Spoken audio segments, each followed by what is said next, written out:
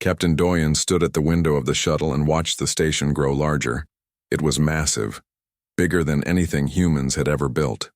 The Galactic Assembly Station hung in space like a silver wheel, spinning slowly against the stars. This was it, the moment humanity had worked toward for 3 years since the aliens first made contact. Doyen touched his chest without thinking. Under his uniform, old scars marked his skin. He had stopped noticing them years ago. They were just part of him now, a reminder of when he was 7 years old and very sick. The doctors had saved him. The treatment left marks, but he lived. That was all that mattered. The shuttle pilot announced their approach. Doyen straightened his uniform and checked his reflection one last time. He looked professional, confident. He had practiced his speech 100 times. Earth was ready to join the galaxy. They had so much to offer, so much to learn. The docking procedure took 15 minutes. When the airlock finally opened, Doyen took a deep breath. The air tasted different, cleaner somehow, filtered through alien technology that made Earth's best systems look primitive. He stepped through the doorway with his diplomatic team behind him. Ambassador Hana walked beside him. She was older, experienced, chosen specifically for this mission because of her calm demeanor. Behind them came Dr. Jiwon, their medical officer, and 3 other specialists. All of them had trained for months. All of them knew how important this was. The reception area was beautiful. Walls made of something that looked like crystal but felt warm to the touch. Lights that had no visible source, and aliens. Real aliens. Not images on a screen or voices through a radio. Living beings from other worlds. A tall creature approached them. It had blue skin that seemed to shimmer. 4 arms. Large eyes that blinked sideways. It wore what Doyen assumed was a uniform. The translator device on his collar crackled to life. Welcome to Assembly Station Prime. I am Security Commander Thelrin of the Vrin. All visitors must pass through biological scanning before proceeding to the diplomatic chambers. It is a simple procedure, completely safe. Please follow me. They followed the commander through corridors that curved in ways that hurt to look at. Doyen wondered if the architecture was designed for species that saw in different wavelengths. Finally, they reached a large room. In the center stood an archway made of dark metal. It hummed with power. The scanner analyzes your biological structure at the molecular level. It detects diseases, weapons, dangerous organisms. Standard security protocol. Please walk through one at a time. Commander Thelrin gestured to the archway. Doyen nodded. As the mission leader, he would go first. He stepped forward confidently. The archway looked harmless enough. Just another security checkpoint. He had been through metal detectors and body scanners at airports dozens of times. This could not be much different. He walked through the archway. For a moment, nothing happened. Then the world exploded in noise. Alarms shrieked in frequencies that made his teeth hurt. Red lights flashed from every surface. The sound was so loud that Doyen stumbled and covered his ears. Around him, aliens scattered. Some ran, others froze in place. Commander Thelrin staggered backward, his 4 arms raised defensively. His large eyes were wide with what looked like terror. More security personnel rushed into the room. They carried weapons, strange devices that glowed with barely contained energy. What is happening? Doyen shouted over the alarms. His team had rushed to his side. Ambassador Hana was speaking urgently into her communicator. Dr. Jiwon had her medical scanner out, checking him for injuries. But Doyen felt fine. He felt exactly the same as before. Commander Thelrin approached slowly. His skin had changed from blue to pale gray. He stared at Doyen like he was looking at a monster. His voice shook when he spoke. How are you alive? How? Is this possible? The scanner detected Class 7 weapon signatures in your cellular structure. Class 7. Do you understand what that means? Doyen looked at his team. They looked as confused as he felt. What are you talking about? I have not been exposed to any weapons. I am a diplomat. The commander brought up a holographic display. It showed Doyen's body in layers, bones, organs. tissues, and throughout it all, scattered like stars, were bright red markers. Thousands of them, maybe millions. Each one pulsing with data that Doyen could not read. These are weapon signatures. Class 7 extinction weapons. The kind that destroy entire planets. 12 civilizations have been wiped out by devices that leave exactly this pattern. The commander's voice dropped to almost a whisper. No biological entity has ever survived direct exposure to such weapons, ever. In the entire recorded history of the galaxy. The room had gone silent except for the alarms. More security forces arrived. They surrounded the human delegation. Their weapons were not quite pointed at them, but the threat was clear. Doyen raised his hand slowly. There must be a mistake. I have never been near any planet destroying weapons. I am from Earth. I have lived there my whole life, except for the journey here. Commander Thelrin studied the display again.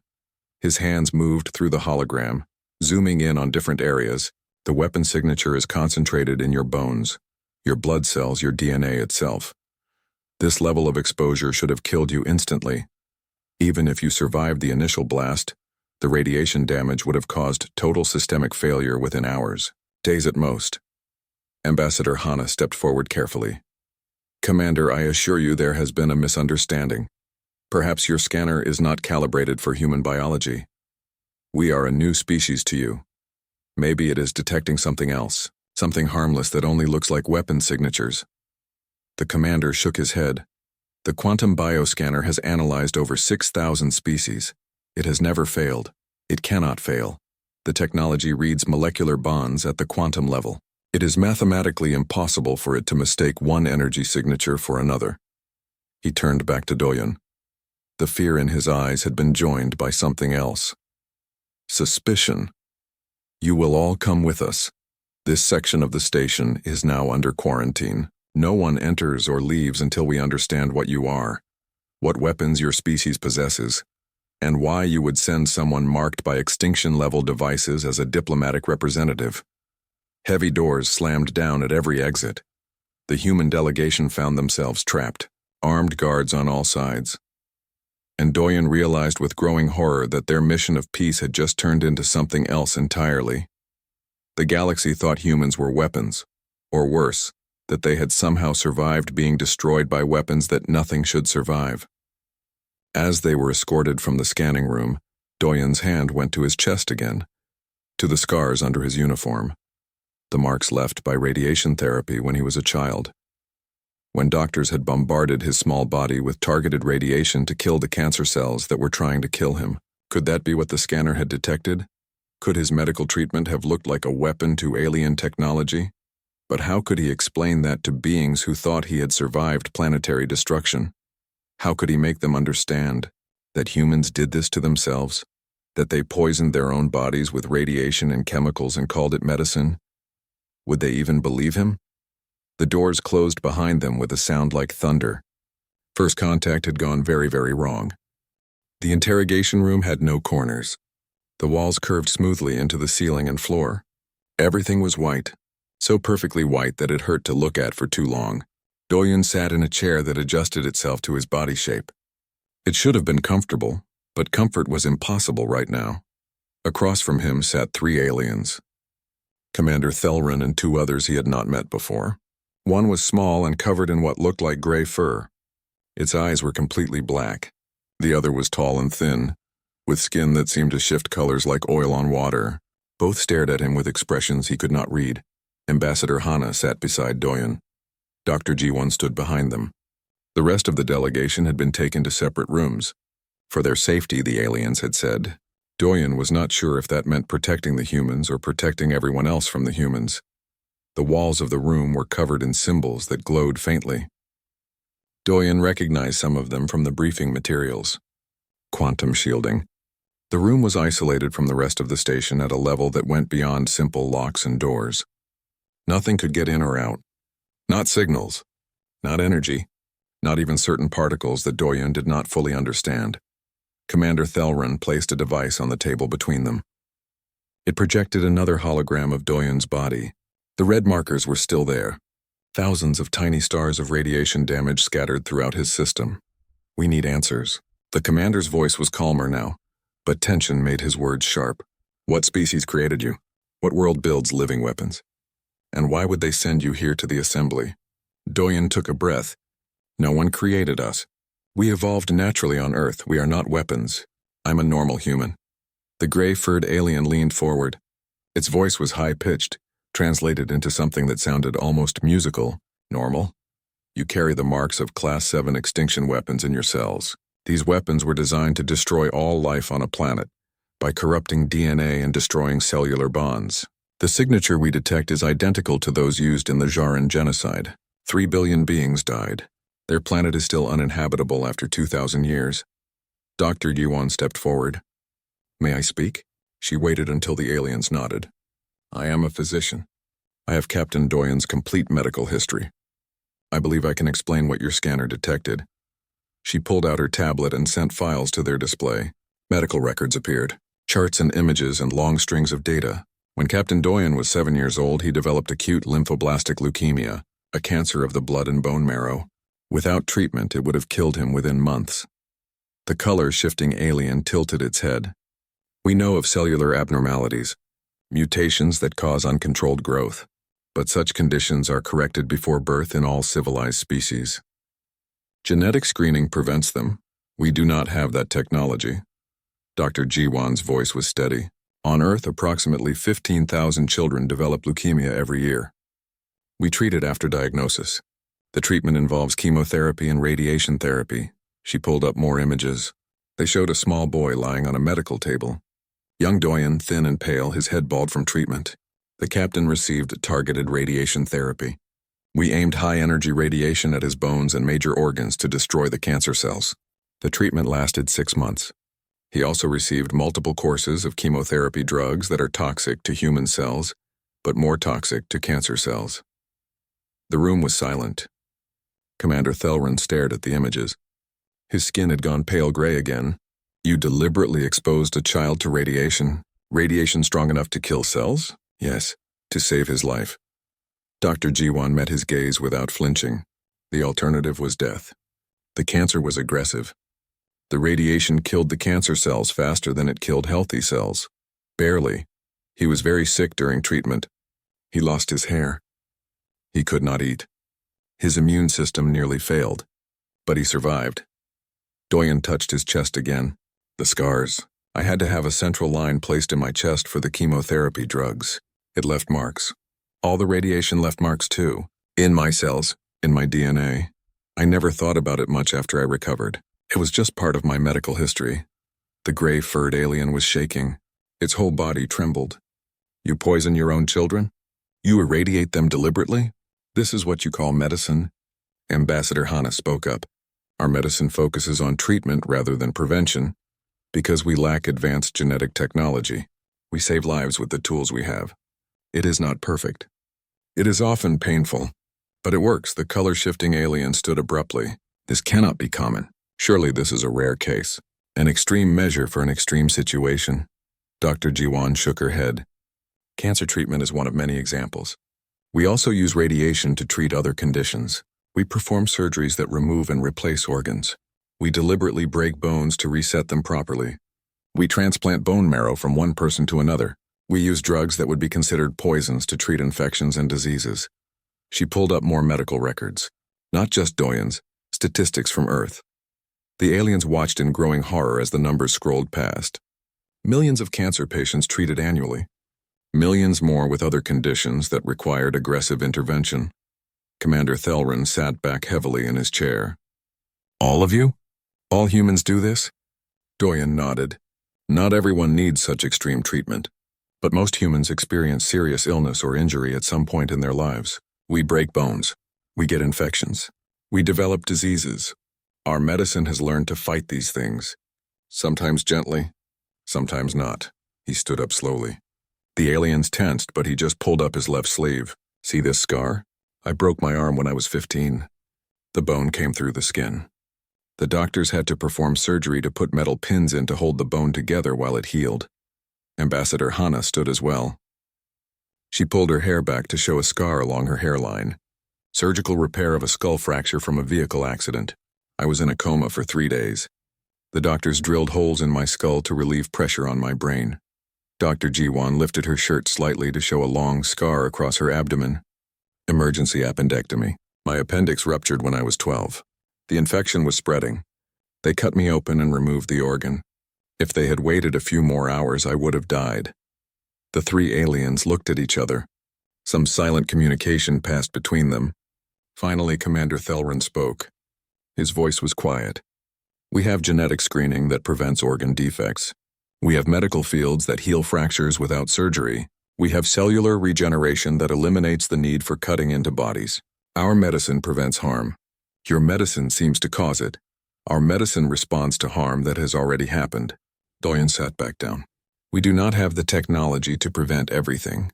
So we learn to fix what breaks, to fight what attacks us, to endure what we must endure. The gray-furred alien was still trembling.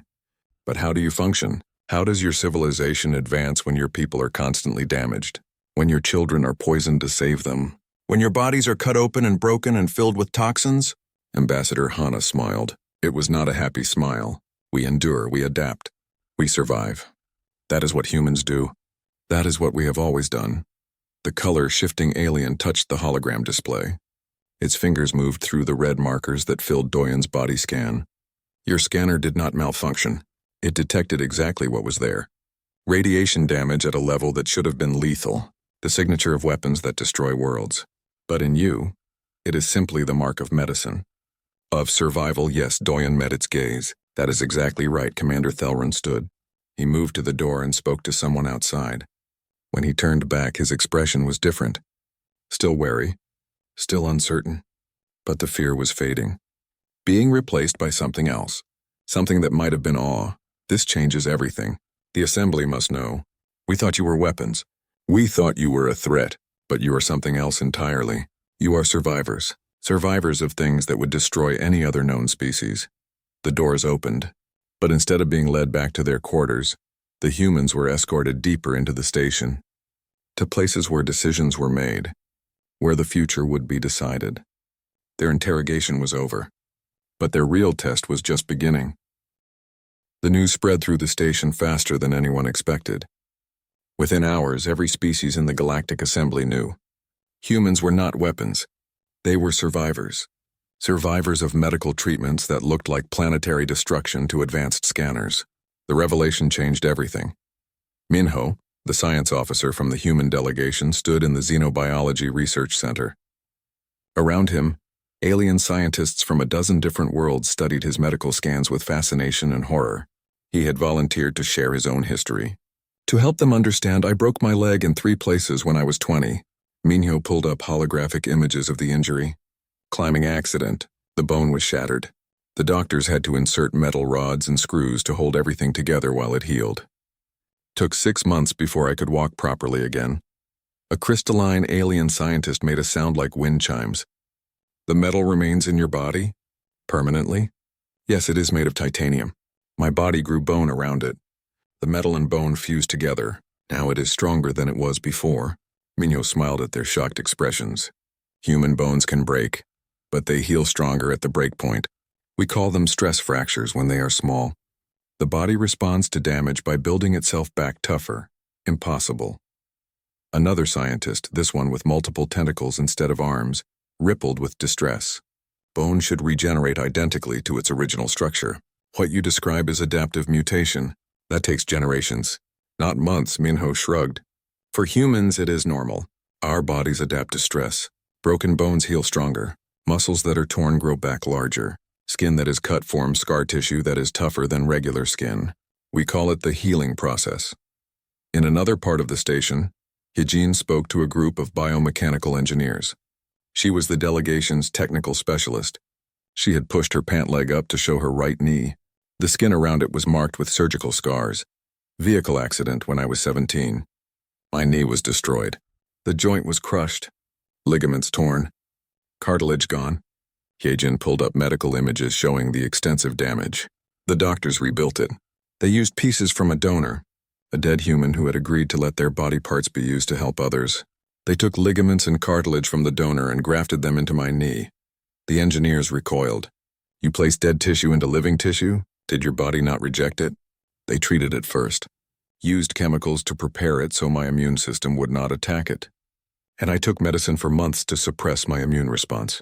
Hijin bent her knee, demonstrating full range of motion. It works perfectly now. 20 years later, and I can still run, jump, climb. The dead tissue became living tissue. My body accepted it and made it part of me. One of the engineers, a being made of what looked like living metal, touched its own joints carefully. We replaced damaged parts with mechanical prosthetics. Clean, precise, predictable. What you describe sounds chaotic, uncontrolled. How can you trust such repairs? Because we have no choice, and because it works. Hijin stood and walked in a circle. See, perfect function. The scar tissue is strong. The grafted tissue is healthy. My body healed around the repair. That is what human bodies do. They heal, they adapt, they survive.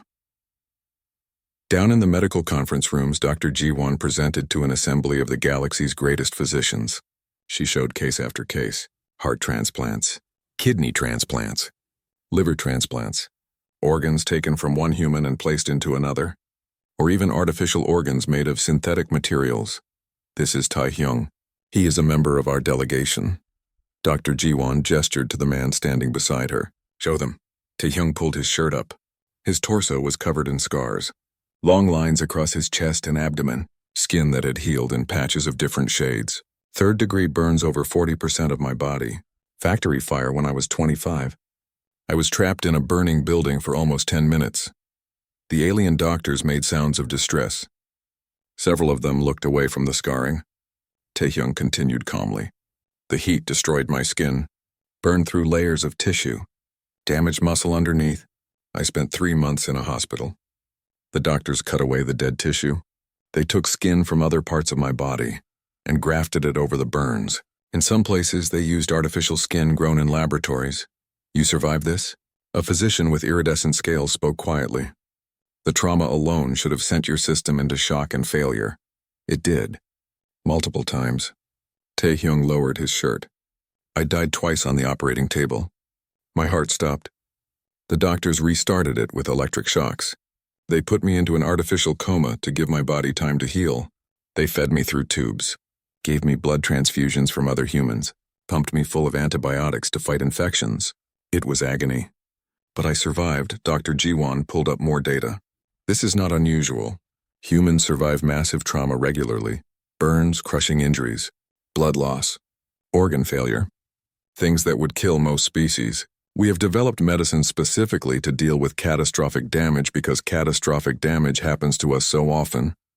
But why? The scaled physician seemed genuinely confused.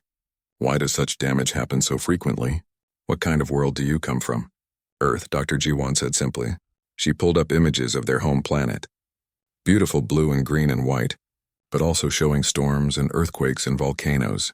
Our world is geologically active. Violent weather. Natural disasters, dangerous wildlife, and we compound it with our own activities. We build machines that can malfunction. We create industries that can injure. We engage in physical activities that risk our bodies. We have been dealing with traumatic injury since before we had proper medicine. Another human stepped forward. Yoonji, the delegation's cultural liaison. She was young, only 28, but she had her own story. I had ovarian cancer at 23, stage 3 when they found it. They removed both ovaries, my uterus surrounding lymph nodes, then 6 months of chemotherapy. She pulled up her medical scans, the same red markers that had terrified Commander Thelrun. Radiation and chemical signatures scattered through her cells. The treatment made me sick. I lost my hair, lost 40 pounds, could barely get out of bed some days, but I survived. The cancer is gone. I am healthy now. The alien physicians were silent. They looked at the scans, at the humans standing before them, at the evidence of trauma and healing and survival that defied everything they knew about biology. Finally, an elderly alien with 6 eyes and translucent skin spoke. Its voice was soft but carried through the room. You are all damaged. Every single one of you carries marks of near death, of injuries that should have been fatal, of treatments that we would consider torture. Yet you stand here healthy, functional, even thriving. Yes. Dr. Ji-won met its gaze. That is what it means to be human. We break, we bleed, we suffer, but we heal. We adapt, we endure, Our bodies learned to survive because they had to. Our medicine learned to repair because it had to. And our people learned to face pain because there was no other choice. Ambassador Hana entered the room. She had been making rounds through the station, having similar conversations with different groups. Everyone wanted to understand. Everyone needed to know how humans could survive what nothing else survived. She stood before the assembled physicians and scientists. The galaxy has achieved something wonderful. You have eliminated disease before birth. You have perfect healing. You have removed suffering from your civilizations. We have not achieved any of that. We still suffer. We still struggle. We still face death from things you cannot imagine. She paused. But we learned something from our suffering. We learned that life continues even after terrible damage, that bodies can heal from wounds that seem impossible, that the will to survive can overcome odds that seem insurmountable. We did not face extinction weapons. We faced something harder. We faced existence itself on a planet that tested us every single day. And we survived. The room erupted in discussion. Debates in dozens of languages. Questions shouted in frequencies humans could not hear. The translator worked overtime trying to keep up. But through it all, one thing became clear. The galaxy had never encountered anything like humanity. A species that wore their trauma like badges of honor, that survived by embracing damage rather than preventing it, that grew stronger from breaking. Commander Thelrin entered the medical conference room. He looked exhausted. He had been in emergency sessions with assembly leadership for hours. He approached Ambassador Hana. The Council of Worlds wishes to speak with your entire delegation. They have questions. Many questions. But first they want to understand. They want to see what makes your species so resilient. Hana nodded. We will show them. All of us, every scar, every story, every moment we survived when we should not have. Because that is our strength. Not that we are unbreakable, but that we break and heal. Again and again. For as long as we need to. The revelation had spread through the station. Now it would spread through the galaxy. Humanity was no longer the terrifying unknown. They were something else. Something that inspired awe and fear and respect. They were survivors. The Council of Worlds had converted an observation deck into something unprecedented. They called it the Gallery of Survival. Every member of the human delegation stood in a line. Around them, representatives from every species in the Galactic Assembly watched, waited, tried to understand. The room was enormous. The curved walls were transparent, showing the stars beyond. Thousands of aliens filled the space. Some floated. Some perched on structures designed for their unique anatomies. Others stood or sat or coiled in ways that humans were still learning to recognize. All of them focused on the delegation with intense attention. Ambassador Hana stepped forward first. She had requested this presentation. Demanded it, really. The galaxy needed to see, to truly understand what humanity was, not through cold medical data or frightening scanner readings, but through stories, through the lived experiences of people who had faced death and survived. My name is Hana. I am 53 years old. When I was 30, my vehicle collided with another at high speed. The impact crushed the front of the car. My legs were trapped. My skull fractured against the steering mechanism. My ribs broke and punctured my left lung. I was in critical condition for 6 days. She pulled up holographic displays showing the accident scene, the mangled vehicle, the medical scans of her injuries, the surgical procedures. The aliens watched in horrified fascination. The surgery took 14 hours. They drilled holes in my skull to relieve pressure on my brain. They inserted a tube into my chest to reinflate my lung. They placed metal rods in both legs to hold the shattered bones together. Hana walked slowly in front of them. Her gait was perfectly normal now. 2 years of physical therapy, learning to walk again, learning to think clearly again after the brain injury, learning to breathe deeply again after the lung damage. But I recovered. I returned to work. I climbed the diplomatic ranks, and now I stand before you representing my species. This is what humans do. We break, we heal, we continue. Seogen stepped forward next. He was the delegation's chief engineer. Tall and broad with hands that looked like they had seen hard use. Because they had. I am Seogen, 38 years old. When I was 22, I was working construction. A support beam failed. 3 tons of steel fell on me. His hologram showed the accident. The massive beam crushing his body. rescue workers digging him out. The gasps from the alien audience were audible even through the translator static. My spine was compressed. 3 vertebrae were shattered. My pelvis was fractured in 4 places. My left arm was crushed beyond repair. Both legs were broken. The doctors gave me a 5% chance of survival. 0% chance of ever walking again. He turned, showing his back. The scars from surgery ran the length of his spine. They fused my vertebrae with bone grafts and titanium plates. They reconstructed my pelvis with metal framework. They saved my arm by rebuilding it with artificial joints and synthetic bone matrix. I spent a year in rehabilitation, learning to move, fighting through pain that should have broken me. Seojin raised his left arm and flexed his fingers. Full function. Then he bent and touched his toes. Full mobility. I not only walk. I run, I climb. I work with my hands building complex machinery. The doctors who said I would never walk watched me run a marathon 5 years after the accident. Human bodies can be rebuilt. Human will cannot be broken. The aliens were making sounds now. Distress calls. Fascination chirps. Frightened whistles. But they kept watching. They needed to see this. All of it. Yuna came forward. She was the youngest doctor on the team. Only 32. But her story was already remarkable. I am Yuna. I was born with a defective heart. A congenital condition that should have killed me before my first birthday. At 6 months old, surgeons opened my chest and repaired the malformed valve. At age 5, they did it again. At age 12, they replaced the valve entirely with an artificial one made of carbon fiber and synthetic tissue.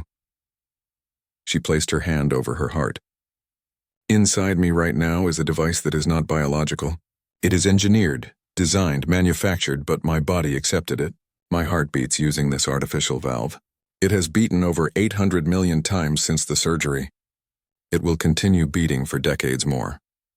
The hologram showed detailed animations of the surgery, of the delicate work inside a child's tiny chest, of the artificial valve opening and closing in perfect rhythm. I became a doctor because I wanted to give others what those surgeons gave me. Life. A chance to exist beyond what nature intended. Humans do not accept the limitations of biology. We overcome them. Jihoon stepped up. He was the shuttle pilot. Quiet most of the time, but his presence commanded attention. I am Jihoon, 41 years old, military pilot. 10 years ago, my aircraft was shot down during a conflict. I ejected at high speed. The forces involved should have killed me. They did not. But they damaged me severely. His hologram showed the ejection, the violent forces, the injuries. My spine was damaged. Multiple discs ruptured. Nerve damage in my legs and back. Doctors said I would never fly again. Never serve again. I would be lucky to walk without assistance. That was unacceptable. Jihoon's voice was calm, matter of fact. I underwent 6 separate surgeries. They removed damaged discs and replaced them with artificial ones. They repaired nerves using grafts. They used electrical stimulation to retrain my nervous system. 3 years of intensive therapy. Pain every single day. But I returned to flight status. I flew combat missions again. And now I fly diplomatic missions. Because I refused to accept what biology said was impossible. One by one, the delegation shared their stories. Min-jae, the communications officer, described surviving bacterial meningitis as a teenager, an infection that destroyed portions of his brain tissue. The doctors treated him with powerful antibiotics that were toxic to his liver and kidneys. They managed the organ damage while fighting the infection. His brain rewired itself around the damaged areas. He learned to function again, to speak again, to think again. Da-hyun, the security chief, showed scars from a bomb blast that had caught her in a marketplace. Shrapnel wounds across her entire body. Burns. Ruptured organs. Massive blood loss. She died twice during surgery. Medical teams brought her back both times. She spent months in recovery, months learning to live with the physical and mental scars. But she returned to active duty, became one of the most respected security professionals in Earth's diplomatic corps. Each story added to the growing understanding. The aliens were beginning to see humans did not survive through superior biology. They survived through determination, through medicine that fought as hard as the patients, through a refusal to surrender even when nature itself seemed to demand it. Commander Thelrin stood among the Vryn delegation. His skin had changed colors 3 times during the presentations, from gray fear to blue confusion to something golden that might have been respect. He spoke loud enough for his voice to carry through the hall. I have served in galactic security for 40 cycles. I have seen terrible things, wars, disasters, the aftermath of extinction weapons. I thought I understood destruction. But this is different. You do not merely survive destruction. You survive existence itself. Every day. Every moment. Your world tries to kill you. Your own bodies try to kill you. Yet you persist. A representative from the eldest world spoke. Her species was ancient. Billions of years of evolution and genetic perfection. Her voice carried weight in the assembly.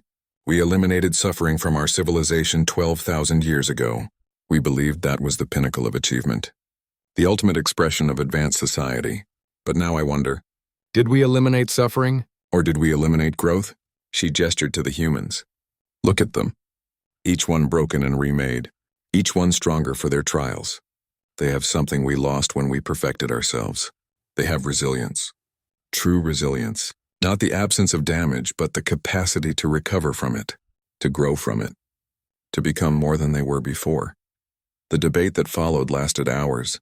Species argued about what this meant, whether humans were admirable or concerning, whether their suffering was noble or tragic, whether their resilience was a strength to be celebrated or a weakness that required such strength to overcome.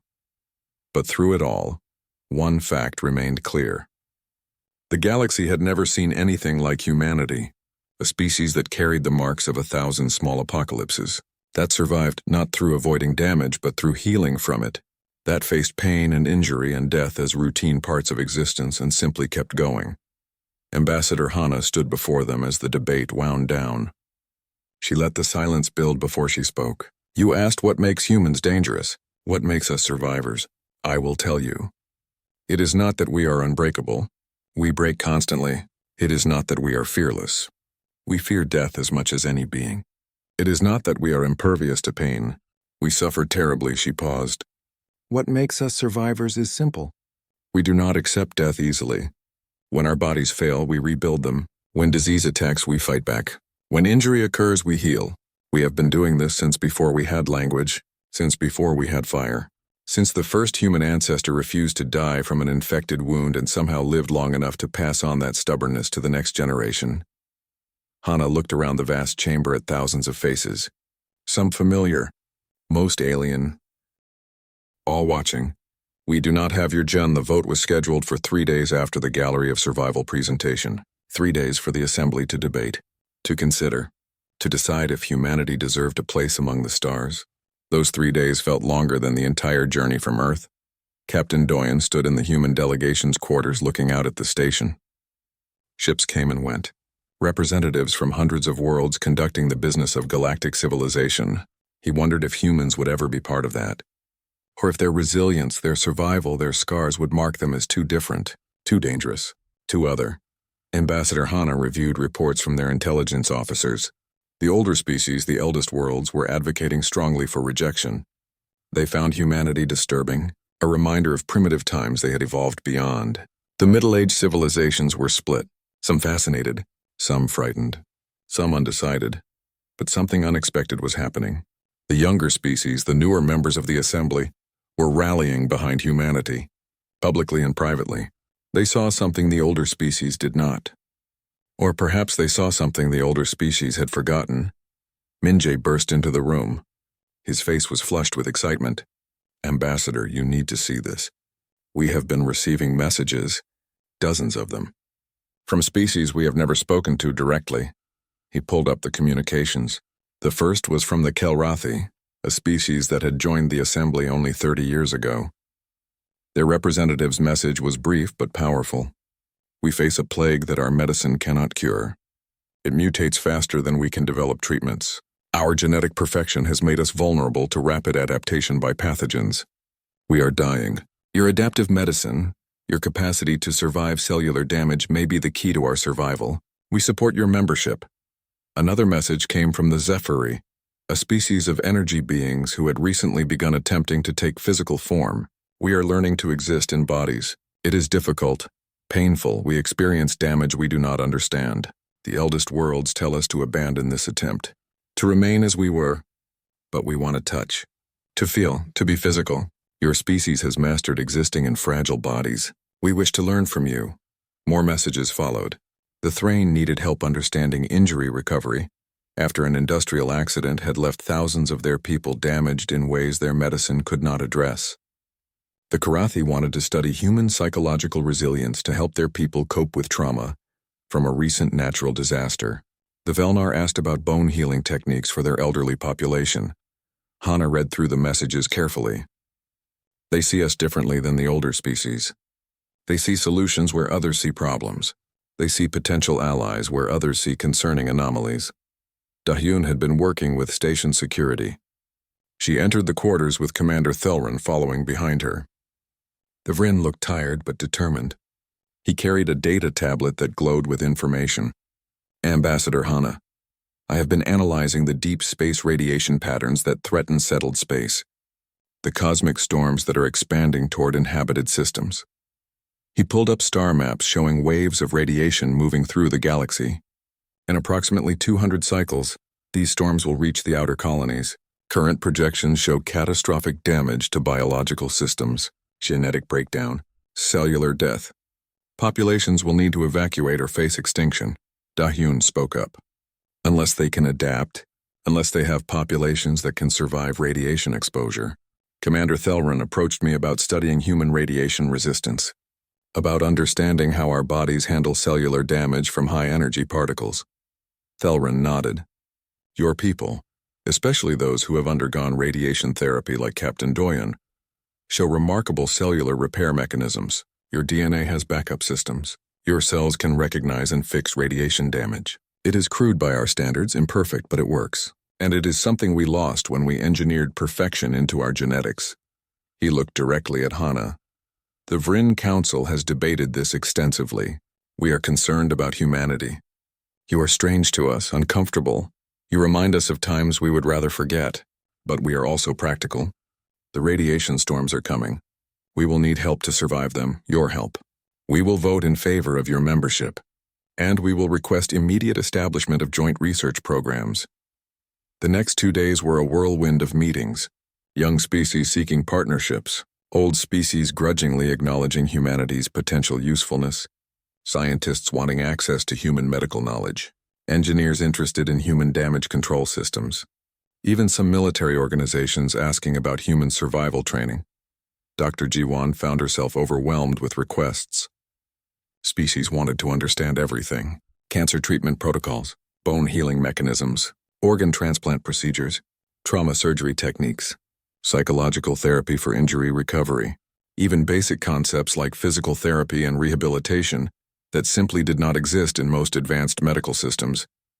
We built all of this because we needed it.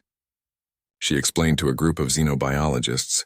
Every technique, every procedure, every piece of medical knowledge came from necessity, from countless humans who suffered and died while we learned how to save the next person.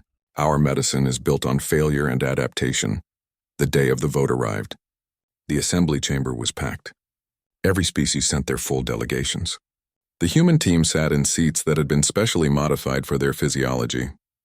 Doyen could feel thousands of eyes on them, some curious, some hostile, some hopeful. The assembly chancellor called the session to order. The vote would be simple: accept humanity as full members with all rights and responsibilities, or reject them and close Earth's access to the assembly for a minimum of 100 cycles. There would be no middle ground, no probationary status, no delayed decision. The debate lasted 3 hours. Representatives stood and spoke. The arguments were familiar by now. Humanity was too different, too unpredictable, too damaged, but also too valuable, too resilient, too necessary for the challenges ahead. A representative from the eldest world spoke passionately about maintaining standards, about not allowing primitive survival instincts to contaminate galactic civilization, about the danger of accepting a species that wore their trauma so openly, that celebrated scars instead of preventing them. But then a young Kelrathi delegate stood. She was small even by her species standards. Her voice shook slightly but grew stronger as she spoke. My people are dying. My sister died last month from the plague our perfect medicine cannot cure. We have tried everything. We have genetic therapies that should work but do not. We have cellular regeneration that cannot keep up with the disease. We are perfect, and our perfection is killing us. She looked at the human delegation. They are not perfect. They are broken and scarred and damaged. But they survive. They adapt. They have mechanisms we lost. Knowledge we need. If we reject them because they make us uncomfortable, because they remind us that perfection has costs, then we are not worthy of calling ourselves civilized. The chamber erupted in discussion. More young delegates stood to speak, sharing their own species' problems, their own limitations, their own recognition that perhaps the eldest worlds had not solved everything when they achieved genetic perfection. Perhaps they had only traded one set of problems for another. Ambassador Hana was given the final opportunity to speak. She stood slowly, walked to the central platform where her image was projected to every corner of the massive chamber. She looked out at thousands of beings from hundreds of worlds, and she spoke. You debate whether we are worthy of joining you, whether our scars and our suffering make us unsuitable for galactic society. I understand your concerns. We are different. We have not achieved your genetic perfection. We still experience disease and injury and pain. We still die from things you conquered millennia ago. She paused. But we also have something you have lost. We know how to survive imperfection. We know how to adapt when adaptation seems impossible. We know how to endure when endurance is the only option. These are not primitive skills. They are fundamental skills. And the universe you live in, the universe we all share, is not perfect either.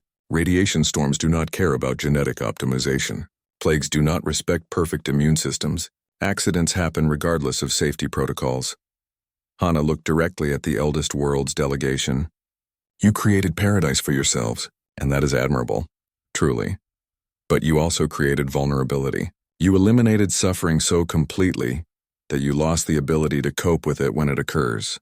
You prevented damage so effectively that you forgot how to heal from it. You achieved perfection and sacrificed adaptability. She turned to face the younger species. We are not asking you to become like us. We are not saying our way is better. We are simply offering what we have learned. Offering partnership with beings who understand that survival is not about avoiding every threat. It is about recovering from the threats you cannot avoid. About healing from the damage you cannot prevent. About continuing despite the setbacks you cannot escape. Hana returned to her seat. The chamber was silent. Then the Chancellor called for the vote. The process took 30 minutes as each species cast their decision. The humans waited, hearts pounding etic perfection. We do not have Yo.